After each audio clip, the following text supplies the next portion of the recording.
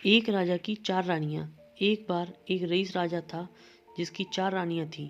वो अपनी चौथी रानी को सबसे ज़्यादा प्यार करता था और उसे महंगे कपड़ों से लादे रहता और बेहतरीन खाना खिलाता था। वो उसे सबसे ज़्यादा प्यार करता था। वो अपनी तीसरी रानी से भी बहुत प्यार करता था और उसका आसपास के राज्यों में बखान करता था, मगर उसे डर था कि वो एक दिन उसे किसी और के लिए छोड़ देगी।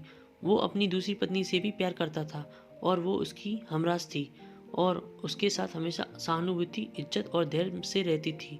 जब भी राजा कोई परेशानी होती थी, वह उसे बताता था ताकि वह राजा को उस परेशानी का हल बता सके। राजा की पहली पत्नी राजा की सबसे वफादार थी और राज्य और उसकी दौलत बढ़ाने में उसकी मदद करती थी, मगर वह पहली पत्नी से प्यार नहीं करता था। एक बार राजा बीमार पड़ गया और उसे समझ आ गया कि उसके पास समय कम है, इसलिए उसने अपनी चौथी पत्नी से पूछा कि मैंने सबसे ज़्यादा प्यार तुमसे किया है और तुम्हें सबसे बेहतरीन चीज़ों से नवाजा है और तुम्हारा सबसे ज़्यादा ध्यान रखा है। अब जब मैं मरने जा रहा हूँ तो क्या तुम मेरा साथ देने के लिए मेरे साथ चलोगी? तब उसकी चौथी पत्नी ने जवाब दिया कि बिल्कुल नहीं। उसकी बात राजा के दिल पे छुरी की जैसी चुभी।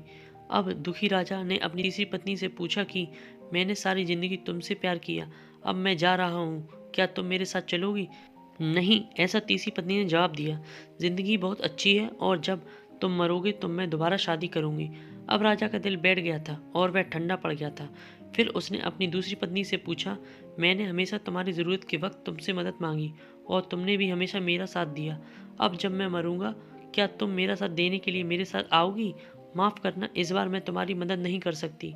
दूसरी पत्नी ने जवाब दिया, ज़्यादा से ज़्यादा मैं तुम्हारी कब्र तक तुम्हें छोड़ सकती हूँ।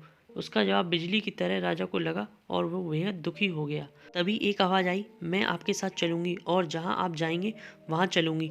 राजा ने नज़र घुमाई तो उसकी पहली पत्नी खड़ी थी। दुख से भरकर राजा ने कहा कि जब मेरे पास मौका था तब मुझे तुम्हारा बेहतर ध्यान रखना चाहिए था। दोस्तों, इस कहानी से हमें ये सीखने को मिलता है कि हमारी चौथी पत्नी हमारा शरीर है। हम चाहे इसे सजाने धजाने में कितना भी दिल लगाएं, मृत्यु के समय ये हमें छोड़ जाएगा। हमारी तीसरी पत्नी हमारी संपत्ति, दर्जा और दौलत है। जब हम मरते हैं ये औरों को मिल जाती है। हमारी दूसरी पत्नी हमारा परिवार और समीगण है। चाहे वो कितना ही हमारे साथ हो, ज़्यादा से ज़्यादा वो हमारे साथ शमशान तक जाएंगे, पर उससे आगे नहीं। हमारी पहली पत्नी हमारी आत्मा है जो अक्सर दौलत, ताकत और अहंकार के आगे गुम हो जाती है, मगर हमारी आत्मा ही एक ऐसी शक्ति है कि हम जहाँ जाएंगे वह वहाँ तक जाएगी। इसलिए हमें इसे उपजाएं, ताकतवर बनाएं और इसका आज से ही ध्यान रखेंगे।